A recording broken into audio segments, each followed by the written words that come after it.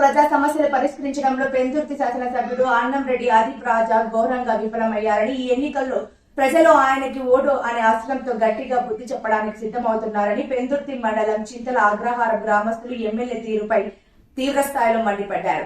ఈ సందర్భంగా గ్రామస్తుడు బాలయ్యబాబు అసోసియేషన్ ప్రతినిధి పొలమరిశెట్టి పెద్దినాయుడు మాట్లాడుతూ చింతల అగ్రహారం గ్రామం అభివృద్ధికి ఆమడ దూరంలో మిగిలిపోయిందని ఆవేదన వ్యక్తం చేశారు.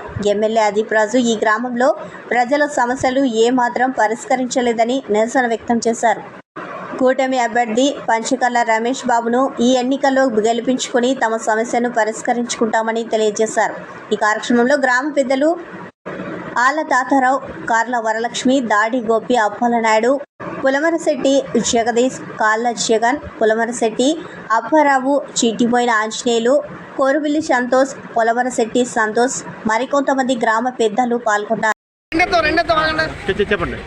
చింతలాగ్రహారం గ్రామం అంటే చింతలాగ్రహారం అంటే సస్యశ్యామలంగా ఆధ్యాత్మికంగా ఉండే గ్రామం.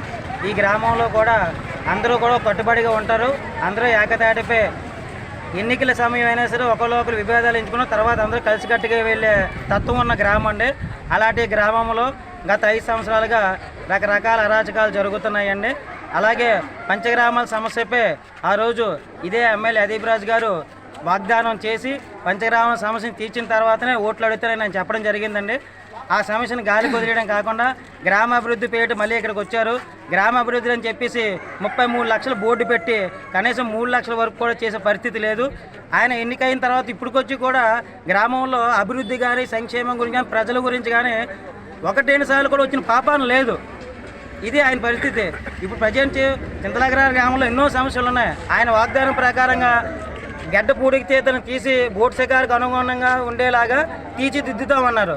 ఆ మాట ప్రకారంగా గ్రామ ప్రజలందరూ కూడా పక్కనే ఉన్న ఎమ్మెల్యే గారు అని చెప్పి ఇక్కడ ఉన్న వ్యక్తి అంటే పిలిస్తే పలుకుతారని చెప్పి గ్రామ ప్రజలందరూ కూడా ఇక టీడీపీ కుటుంబ సభ్యులు అయినా సరే పంచగ్రామాల సమస్యని ఈ మన దగ్గర ఉన్న ఎమ్మెల్యే గారు అయితే తీరుస్తారని చెప్పి ఆయనకు ఓట్లు వేయడం జరిగిందండి. కానీ ఆయన ఏ రోజు కూడా గ్రామాన్ని కానీ గ్రామ అభ్యున్నతిని కానీ గ్రామ ప్రజలు కానీ పట్టించుకునే పరిస్థితి లేదు. దానివల్ల గ్రామ ప్రజలంతా కూడా తీవ్ర ఆగ్రహంతో ఉన్నారు. రానున్న రోజుల్లో ఆయనకి గ్రామ ప్రజలు తగిన బుద్ధి చెప్తారని చెప్పి తెలియజేసుకుంటారు.